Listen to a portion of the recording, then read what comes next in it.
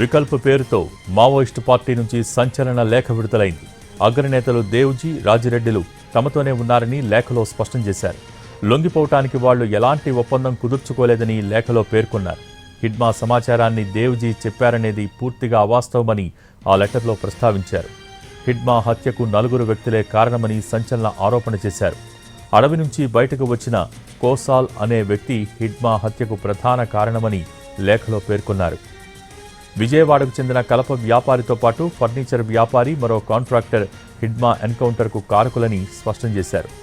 October 27న చికిత్స కోసం కలప వ్యాపారి ద్వారా హిడ్మా విజయవాడకు వెళ్లాడని, ఆ సమాచారాన్ని పోలీసులకు చేరవేయడంతోనే 13 మందిని పట్టుకుని చంపేశారని లేఖలో ప్రస్తావించారు. హత్యను కప్పిపుచ్చేందుకు ఎన్కౌంటర్ పేరుతో కట్టుకథ అల్లారని ఆరోపించారు. హిడ్మా హత్య ఏపీ పోలీసులు చేసిన ఆపరేషన్ కాదని, కేంద్ర రాష్ట్ర ప్రభుత్వాలు కలిసి చేసిన జాయింట్ ఆపరేషన్ అని వికల్ప్ పేరుతో లేఖలో తెలిపారు. చనిపోయిన మావోయిస్టుల ఆశయాలను ముందుకు తీసుకెళ్తామని శపథం చేశారు.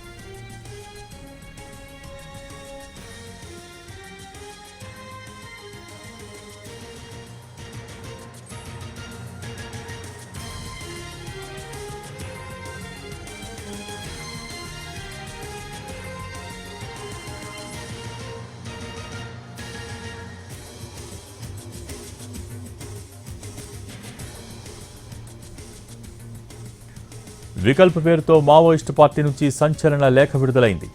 అగ్రనేతలు దేవుజీ, రాజిరెడ్డి తమతోనే ఉన్నారని లేఖలో స్పష్టం చేశారు. లొంగిపోవటానికి వాళ్లు ఎలాంటి ఒప్పందం కుదుర్చుకోలేదని ఆ లేఖలో పేర్కొన్నారు. హిడ్మా సమాచారాన్ని దేవుజీ చెప్పాడనేది పూర్తిగా అవాస్తవమని లెటర్లో ప్రస్తావించారు.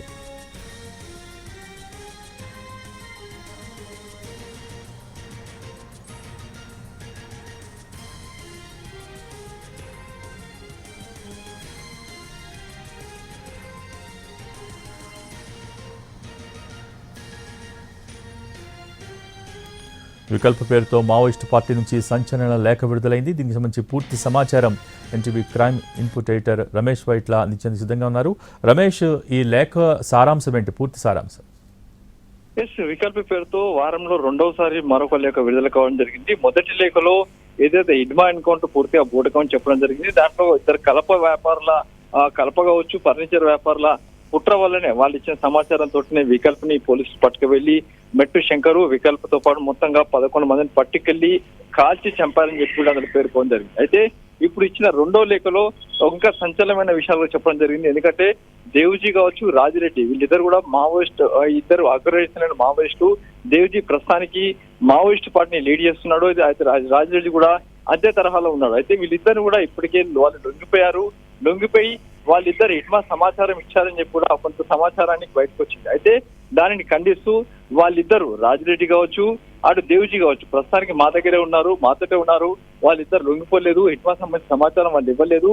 కానీ హిడ్మా అనారోగ్యంగా ఉండతోటి అతను చికిత్స నిమిత్తం విజయవాడకు వెళ్ళాడు. విజయవాడకి వెళ్ళినప్పుడు అక్కడ ఒక వ్యక్తి ఇచ్చిన సమాచారం వరకు కలప తర్వాత ఫర్నిచర్ వ్యాపారులు ఇద్దరు కలిసి చేసిన కుట్రలో భాగంగా అటు హిడ్మాతో పాటు మెట్టు శంకర్ వీళ్ళిద్దరు కూడా పట్టుకెళ్లి వాళ్ళతో పాటు మరొక 11 మందిని పట్టుకెళ్లి కాల్చి చంపారని చెప్పి కూడా దాన్ని పెట్టుకొని జరిగింది. అయితే వీళ్ళిద్దరు కూడా ప్రస్తుతానికి ఏదైతే మా దగ్గర ఉన్నారో, మాతో ఉన్నారు, ఇది లొంగిపోవడానికి చేసుకున్న ఒప్పందంలో భాగం కాదని కూడా పేర్కొనడం జరిగింది. దాంతో పాటుగా కలప ఫర్నిచర్ వ్యాపారులు ఎవరైతే ఉన్నారో వాళ్ళపైన పూర్తి స్థాయిగా మేము త్వరలోనే దానికి సంబంధించి వాళ్ళ పైన కూడా చర్యలు తీసుకుంటామని చెప్పడం జరిగింది. దీంతో పాటు చూసినట్టే ఎవరైతే మావోయిస్టు చనిపోయారో వాళ్ళ ఆశయాన్ని పూర్తిగా నెరవేరుస్తామని కూడా పేర్కొనడం జరిగింది. ఏదైనప్పుడు కూడా రామ్జీ కావచ్చు లేకుంటే రాజిరెడ్డి కావచ్చు ప్రస్తుతానికి మా దగ్గరే ఉన్నదని కూడా అటు మావోయిస్టు అగ్రనేతలు ప్రకటించున్నారు. అయితే రమేష్, కొంతకాలం క్రితం కూడా కొన్ని గ్రూపులు ఆయుధ విరమణకి సంబంధించి కొన్ని ప్రకటనలు చేశాయి. ఇప్పుడు మళ్ళీ ఈ లేఖ సారాంశాన్ని చూస్తే కనుక ఉద్యమ స్ఫూర్తిని కొనసాగిస్తామంటున్నారు. సో ఓవరాల్ సిచ్యువేషన్స్ ఏ విధంగా అర్థం చేసుకోవచ్చు?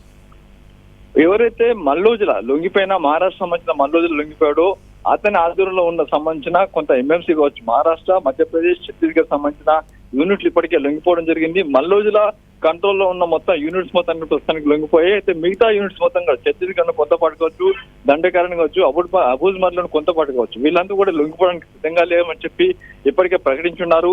మేము సాయుధ పోరాట విరమణ చేసే ప్రసక్తి లేకుండా చెప్పడం జరిగింది. అంతేకాకుండా ఇంకా మేము పోరాటం కొనసాగిస్తాం, మా ఆచరణ కొనసాగిస్తామని కూడా వాళ్ళు బహిరంగ ప్రకటించున్నారు. కాబట్టి ఇప్పుడు చూస్తే వికల్ప్ పేరుతో వచ్చిన లేఖలు చూస్తే మేము పోరాటాన్ని కొనసాగిస్తాం, ఆ సాయుధ పోరాట విరమణ చేసే ప్రసక్తి లేని కూడా దానిలో పేర్కొనడం జరిగింది. కాబట్టి ఫర్దర్ గా అంటే ఇంకా మావోయిస్టులు ఉన్నారు, మావోయిస్టుని మార్చి 31 వరకు పూర్తిసారి ఏరివేస్తామని కూడా ఇప్పటికే ప్రకటించిన నేపథ్యంలో ఫర్దర్ గా అటు భద్రతా బలగాలు కావచ్చు, కేంద్ర రాష్ట్ర ప్రభుత్వాలు కావచ్చు ఎలాంటి నిర్ణయం తీసుకుంటాయో, ఏ విధంగా ముందుకు వెళ్తాయో చూడాల్సిన అవసరం ఉంది. Thank you Ramesh.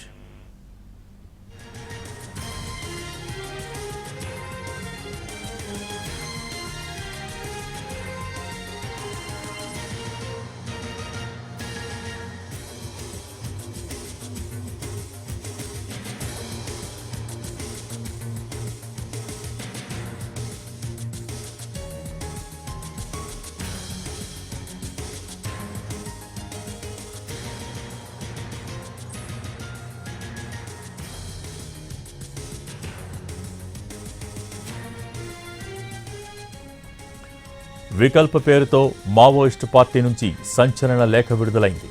అగ్రనేతలు దేవుజీ, రాజిరెడ్డి తమతోనే ఉన్నారని లేఖలో స్పష్టం చేశారు. లొంగిపోవటానికి వాళ్లు ఎలాంటి ఒప్పందం కుదుర్చుకోలేదని లేఖలో పేర్కొన్నారు. హిడ్మా సమాచారాన్ని దేవుజీ చెప్పాడనేది పూర్తిగా అవాస్తవమని లెటర్లో ప్రస్తావించారు.